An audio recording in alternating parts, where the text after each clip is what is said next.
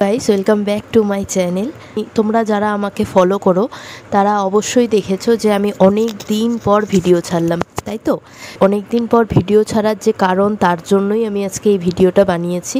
তো সেটাই আমি শেয়ার করবো। তাই চলো দেরি না করে চলো আজকের ভিডিও শুরু করে দিই।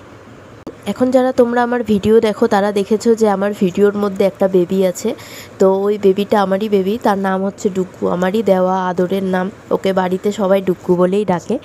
তো যখন আমি ভিডিও করতাম তখনই আমার প্রেগনেন্সি আমি বুঝতে পেরেছি, তো ডক্টরের কাছে গিয়েছিলাম। তারপরে তো জানোই প্রেগনেন্সির টাইমে কি কি হয়, কি কি অসুবিধা হয়। যাদের মানে বেবি হয়ে গেছে তারা অবশ্যই জানো। তো তারপরে আমি আর ভিডিও কন্টিনিউ করতে পারিনি। তো 3 মাস 4 মাস আমি আমার শ্বশুরবাড়িতেই ছিলাম। মাসের বেলায় আমি ওই বাড়িতে মানে আমার বাপের বাড়িতে চলে গেলাম। তাই তুমি দেখাও না কেন, তো বারবার বলে যে চেক আপ করাতে আলট্রাসাউন্ড করাতে, যে থাকে daily check up, normal check up, ওগুলো করাতে যেতাম। তো ডেলি চেক আপ করতে যেতাম। তো ডেলি চেক আপ করতে গিয়ে প্রথম যে চেক আপ ছিল তখন তো আমাকে আলট্রাসাউন্ড করতে বললো, তো আলট্রাসাউন্ড করেছিলাম, তো তখন ঠিকই ছিল আমার বেবি। তারপরে থার্ড চেক আপে যখন গেলাম তখন আমার ছিল হচ্ছে 8 মাস ছিল। তখন আমি থার্ড চেক আপে গিয়েছিলাম। তখন আমাকে বলা হলো যে বেবির মাথায় রক্ত মানে ব্লাড সার্কুলেট যেটা হয়, তো সেটা ঠিকমতো যাচ্ছে না, তো তুমি একবারে ভালো মতো আর একটা চেক আপ করাও, আলট্রাসাউন্ড করাও। তো আমাদের এখানে শিলিগুড়িতে আনন্দলোক আছে, তো ওখানে আমি আবার গেলাম। ওখানে মানে যতই হোক একটা প্রথম বেবি, তো সবারই ভয় লাগে। তার মধ্যে যখন ডাক্তার বলে দিয়েছে যে বেবির মাথায় রক্ত ঠিকমতো যাচ্ছে না, রক্ত চলাচল হচ্ছে না, তো তার জন্য আমি মানে আমার হাজবেন্ড, আমার মা আর বাবা আলট্রাসাউন্ড করলাম। করার পরে ওখানে যে রেজাল্ট আসবে সেটা বললো আমাকে 3টার দিকে আসবে। 3টা বলেছিল, তো 4:30টায় রেজাল্ট এসেছে। তো রেজাল্ট আসার পর যে ডাক্তার রেজাল্ট দিল ওখানে, তো বলল যে বেবির মাথায় রক্ত ঠিকঠাক যাচ্ছে না, তো যত তাড়াতাড়ি সম্ভব ডেলিভারিটা করে নিলে ভালো হয়। তো এখন তো মানে ভয় লাগছে যে কি হবে না হবে, জানি যে করতে তো হবে, কিন্তু তাহলেও কি প্রথম, তো সবারই একটা ভয় লাগে। তো করতে হয় বললো মানে সেই দিনই সেই রাতেই অ্যাডমিট করতে হবে। এবার কি করব? তো মা আর বাবা তখন বলল যে কী করবি? বললাম কী করবো, তো আর কিছু বলারই নেই, যখন ডাক্তার বলে দিয়েছে যে করতে হবে তাহলে তো করতেই হবে। তো কী প্রসেস আছে তুমি করতে থাকো, তো আমি অ্যাডমিট হয়ে যাচ্ছি। তো আমি মানুষটা এরকম যে আমার মনে যতটাই ভয় থাকে না কেন, যতটাই আমি ভয় পাই, কিন্তু বাইরে আমি কাউকে দেখাতে পছন্দ করি না। তো আমার মনে মানে পারলে আমি ভয়ে একবারে শেষ হয়ে যাই, কিন্তু আমি মা বাবাকে বুঝতে দিচ্ছি না, অনিমেষকে বুঝতে দিচ্ছি না যে ভয় লাগছে। রীতিমতো আমার মানে মাথা ঘোরাচ্ছে। একটা হয় না যে একটা ডেট দেওয়া থাকে, ওই ডেটে বা ওই মাসের আশেপাশে একটা ডেট দেওয়া থাকে যে ওই ডেটে তো তুমি একটা কি মানে রেডি থাকবে যে এই মাসটায় আমাকে রেডি থাকতে হবে, আমাকে কনফিডেন্স থাকতে হবে। তো আমার কি হয়েছে, হঠাৎ করে আজকেই ডেলিভারি এরকম বলে দিয়েছে। মানে সব কিছু প্রসিডিওর করে তারপরে আমরা এখানে আমাদের নর্থ বেঙ্গলে ওখানে গেলাম।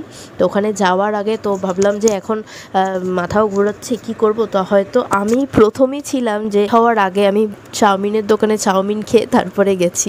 তো ওখানে বসলাম, তো চাউমিন খেলাম 1 প্লেট। তা ওটারও ফটো আছে আমার কাছে, সবই ফটো আছে। তো যদি মানে আমি খুঁজে পাই তাহলে আমি এই পাশে এদিকটার মধ্যে আমি তোমাদের সব ফটো দিয়ে দিব। চাউমিন খাওয়ার ফটো সেই অবস্থায় রাত্রির বেলা, তখন বাজে হচ্ছে 6টা। পরের দিন ডাক্তার চেক আপ করলো। চেক আপ করার পরের দিন 11টার দিকে আমার টাইম ছিল। সকালবেলা 10:30টার থেকে ওদের মানে সারা রাত তো যে প্রসিডিওর থাকে ওগুলো তো করতেই থাকে। যারা ডেলিভারি হয়ে গেছে যাদের, তারা অবশ্যই জানো, তো সেসব আর উল্লেখ করলাম না। তো পরের দিন 11টার দিকে আমাকে নিতে আসলো স্ট্রেচার করে, তো নিয়ে গেলাম। তারপরে তো হলো আমার ছোট্ট ফুটফুটে একটা বেবি, তো ওটারও ফটো আছে আমার কাছে, তো আমি এখানে পাস দিয়ে দিব। তো বেবি হওয়ার পরে সম্ভবত ভেবেছিলাম যে অনেক দিন হয়ে গেল ভিডিও ছাড়া হয়নি, তো এখন ভিডিও ছাড়ি। তো দেখলাম যে বেবি হওয়ার আগে যে একটা অসুবিধা থাকে, যে এরকম নানান অসুবিধা, মানে আমার বেশি প্রবলেম ছিল হচ্ছে ভমিটিং আর কোনো একটা স্মেল, মানে যে হয় না ভাত উপর দিলে যে মার, তো ভাতের মারের গন্ধ সহ্য করতে পারতাম না।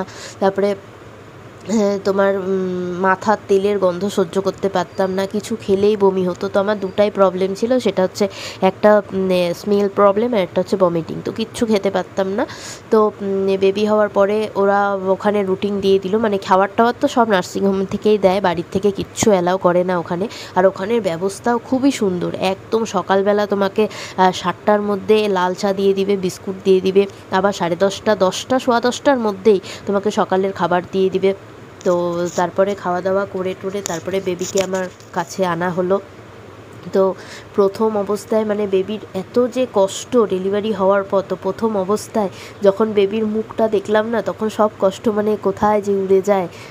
আমি আগে মানে আমার বেবি হওয়ার আগে আমি সবার মুখেই শুনতাম যে যতই কষ্ট করো না কেন, কষ্টর পরে যখন তুমি তোমার বেবির মুখটা চোখের সামনে দেখবে, তখন দেখবে সব মানে কষ্ট কোথায় যে চলে যাবে বুঝতেই পারবে না। তো ঠিকই কথাটা তখন আমার মনে পড়ছিল যে এত কষ্ট, এত মানে যন্ত্রণা, কিন্তু যখন বেবির মুখটা দেখতে পারলাম তখন মানে কোথায় যে চলে গেল বুঝতেই পারলাম না কষ্ট। তো যাই হোক, তো আমার বেবির ওজন প্রথমে খুবই কম ছিল, 2 কেজি, মানে টেনে টুনে 2 কেজি হয়েছিল, একদম রোগা লিকলিকা মনে হচ্ছে, মানে আমার নিজেরই আমার বেবিকে ধরতে ভয় লাগতো। আর খুবই ফর্সা ছিল, এখনও তো তোমরা দেখোই ফটোতে ওর গায়ের রঙটা একটু ফর্সাই, তো তখন একদম মানে লাল টকটকা ছিল। আমি ফটো সব দিব এখানে সাইড দিয়ে।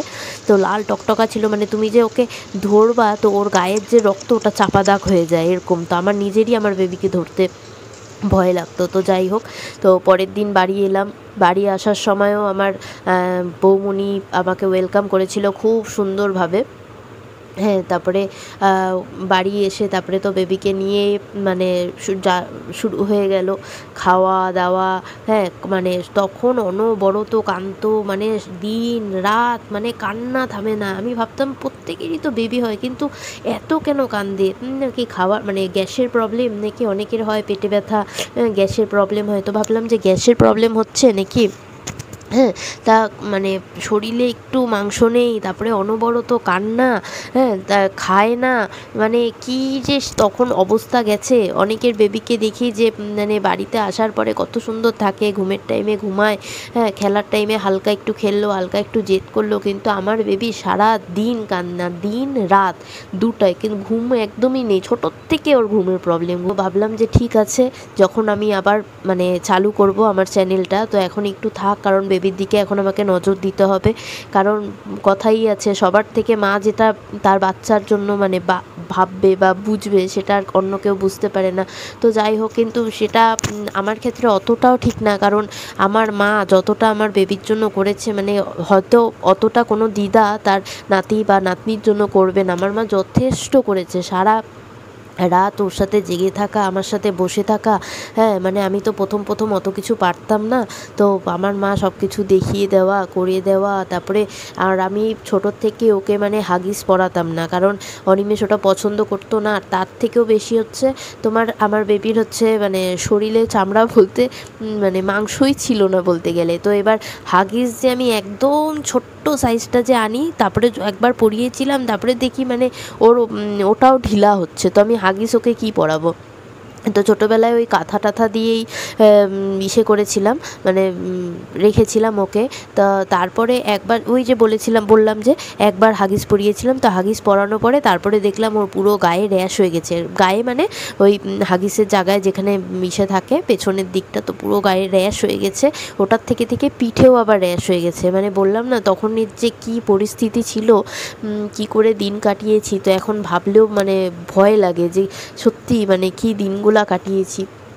তো এখন মানে যেরকম কাঁদতে থাকে, তার মধ্যে বোঝা যায় না একদম, মানে একে তো ছোটো বাচ্চা, কিছু কী অসুবিধা হচ্ছে, কী প্রবলেম কিছুই বুঝতে পারি না। তারপরে দেখি যে লাল হয়ে গেছে, এবার কী করব। তো আমি তো নর্থ বেঙ্গলে রেবারয় বিশ্বাসকে দেখিয়েছিলাম। তো এবার ওখানে যাব নাকি আমাদের শিলিগুড়িতে মিতুলা চ্যাটার্জি বলে একজন বড় নামকরা চাইল্ড স্পেশালিস্ট আছে, তো ওখানে যাব। তো আমাদের বাড়ির লোক সবাই বললো যে চাইল্ড স্পেশালিস্ট অনেক দিন পুরনো, মৃদুলা চ্যাটার্জি সবাই চেনে, নামকরা ডাক্তার, তো তুই যদি দেখাস তোর বেবিকে তো ওখানে যা। তো আমি হাজবেন্ড মা বাবা সবাই মিলেই তখন ওখানে গেছি। আর তখন মানে আমার বেবি তো হয়েছে ডিসেম্বর মাসে 23 তারিখে। তো মানে ঠান্ডা, বাপরে বাপ, কি বলবে ঠান্ডা তখন কীরকম ছিল। তো ওই ঠান্ডার মধ্যে এবার সবাই মিলে গেলাম, তো গিয়ে ওখানে মানে দেখালাম। এবার ওইটুকু বেবিকে যত ওষুধ ছিল মনে করো তোমার ডিসপেন্সারিতে সবগুলো ওষুধ দিয়ে দিয়েছে। জ্বরের ওষুধ, জ্বর নেই জ্বরের ওষুধ দিয়েছে, কাশির ওষুধ, সর্দির ওষুধ, গ্যাসের ওষুধ, বমির ওষুধ, মানে 12-13টা ওষুধ। এবার একটা বেবি অতগুলো, এবার তো ওরা ড্রপার দিয়ে খায়, ছোট অবভিয়াসলি ড্রপার দিয়েই খাবে। তো এবার একটা বেবি অতগুলো ওষুধ মানে খাবে কি করে, এমনিতেই তো খেতে চায় না, জেদ করে, সারাদিন কাঁদতে থাকে, এবার অতগুলো ওষুধ, কী সমস্যা। এবার একটা ওষুধ খাওয়াতে গিয়ে বমি টমি করে একাকার। এবার আরও 16টা ওষুধ আমি খাওয়াবো কী করে, সব কিছুর ওষুধ দিয়েছে। তারপরে আমার জেঠু আসলো, এসে বললো কি এত কাঁদে কেন, কোনো প্রবলেম নেই কি? তবে আমার মার বাড়ির লোকজন বললো যে না মানে এরকম র্যাশ হয়ে গেছে, একবার হাগিস পরানো হয়েছিল তো র্যাশ হয়ে গেছে তার জন্য কাঁদছে। তারপরে ওষুধ দেখে তো মানে জেঠু অবাক হয়ে গেছে যে কি এত ওষুধ একটা বাচ্চাকে দেয়, আর এখন বাচ্চা কী বা খায় যে ওর যে মানে গ্যাস হয়ে যাবে। তারপরে তো মানে কি বলবো, আর তারপরে ওই ওষুধ মানে সব ওরকম প্যাক করাই রেখে দেওয়া আছে। হ্যাঁ, মানে খাওয়াতেই পারি নাই আমি আমার মা কেউই খাওয়াতেই পারে নাই, যে এত বিগাড় করে খেলে। গ্যাস ফ্যাসের ওষুধ কী কী দিয়ে দিয়েছিল। তো যাই হোক, তারপরে আমাদের বাড়ির থেকেই বললো যে এক কাজ করো তো, এত ওষুধ লাগবে না, তুমি সাবকোটা, আমাদের শিলিগুড়িতে সবচেয়ে নাম করা ডাক্তার হচ্ছে চাইল্ড স্পেশালিস্ট সাবকোটার কাছে নিয়ে যাও, হেরিটেজে বসে উনি। তো সাবকোটার কাছে নিয়ে গেলাম, দেখলাম তো মানে আমার ডুকুর জেদ হলে কি হয়, মানে ওর প্রচণ্ড জেদ। তো এবার যখনই জেদটা করে, তখন ছোটোবেলার কথা বলছি, জেদটা করে ওর মাথার মধ্যে না একটা নীল রঙের ত্রিশূল হয়ে যায়, হালকা একদম, এত জেদ উঠে যায় না, নীল হয়ে যায় পুরো কপালের এদিকটার দিকে নীল হয়ে যায়, নীল হয়ে ত্রিশূলের মতো একটা দেখা যায়। তো ডাক্তারের কাছে গেলাম, বললাম ব্যাস, ডাক্তারকে দেখার মানে এমনি তো কেঁদেই যাচ্ছে। তো ডাক্তারের কাছে যখন সামনে গেলাম তখনও কান্না শুরু। এবার ডাক্তার সব কিছু দেখে বললো, ও এমনিতে তো মানে নন বেঙ্গলি তো ডাক্তার দেখে বললো এ সব শয়তানি করছে, শয়তানি, এর কিচ্ছু হয়নি, তোমরা ওকে যতটা মানে ভয় পাচ্ছ কিচ্ছু হয়নি, এ শুধু শয়তানি করছে, কিচ্ছু হবে না। তো ওই যে ডাক্তারের যে ওইটুকু যে কথাটা, ওইটাই মানে আশ্বাস পেলাম যে না সত্যি হয়তো কিছু হয়নি, কারণ এমনিতে ছোটো বাচ্চা কেঁদে যাচ্ছে, কী অসুবিধা হচ্ছে বুঝছি না কিছু না। তো তারপরে যখন ডাক্তারকে বললাম যে ডাক্তার এরকম মানে এত ওষুধ দেওয়া হয়েছিল, তো একটাই খাওয়াতে পেরেছি, বাকিগুলো খাওয়াতে পারিনি। তারপরে তো ডাক্তার ওষুধ দেখে হেসে দিয়েছে। এমনি তো মানে দেখবা একটা জিনিস কি, যারা যতই বড় হয়ে যাক না কেন, যারা যত শিক্ষিত না, একজনের নিন্দা বা কালচার অন্যজনকে করে না। তো এবার যখন ডাক্তার দেখলো যে অতগুলো ওষুধ দিয়েছে, কিচ্ছু বললো না, তুমি জানো তোমরা মানে দেখলে তখন সময়টা বুঝতে, শুধু একটা হাসি দিল। তো ওই হাসিতে না 100টা কথা বলে দিল, তাই না? যখন কাউকে কিছু মানে কেউ যদি তোমাকে কিছু বলছে, কোনো কিছু শোনাচ্ছে, বা তোমার ইচ্ছা করছে না শুনতে, তোমাকে উপদেশ বা অ্যাডভাইস দিয়েই যাচ্ছে, তো তুমি তার সামনে শুধু হালকা একটু হেসে দিবা। ওই যে হাসিটা না, ওটা তোমার 100টার জবাবের সমান। সে দেখবো আস্তে আস্তে নিজেই চুপ হয়ে যাবে। তো আমিও মানে বেশিরভাগই তাই করি। তো যাই হোক, তারপরে তখন নিয়ে আসলাম। তারপরের থেকে সাবকোটাকে দেখিয়ে আসার পর থেকে তারপরে আস্তে আস্তে করে, মানে তখন কয় মাস হবে, তাও ওর 5 মাস হবে। তারপরে আস্তে আস্তে 5 মাসের দিকে আস্তে আস্তে মানে বিগারটা কমলো, হালকা ঘুমালো। ঘুম তো মানে মোটামুটি 3 থেকে 4 মাস আমি ঘুম কী জিনিস রাত্রে কিছু বুঝতামই না। বিছানা করতাম, বালিশ বুলিশ লাগাতাম, মশারি টানাতাম, ব্যাস সারা রাত বসে থাকতাম।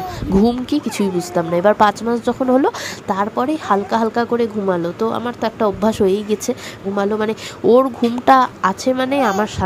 আমার ঘুম হোক কিনা পরের কথা, কিন্তু ও যদি ঘুমায় তাহলেই আমার শান্তি।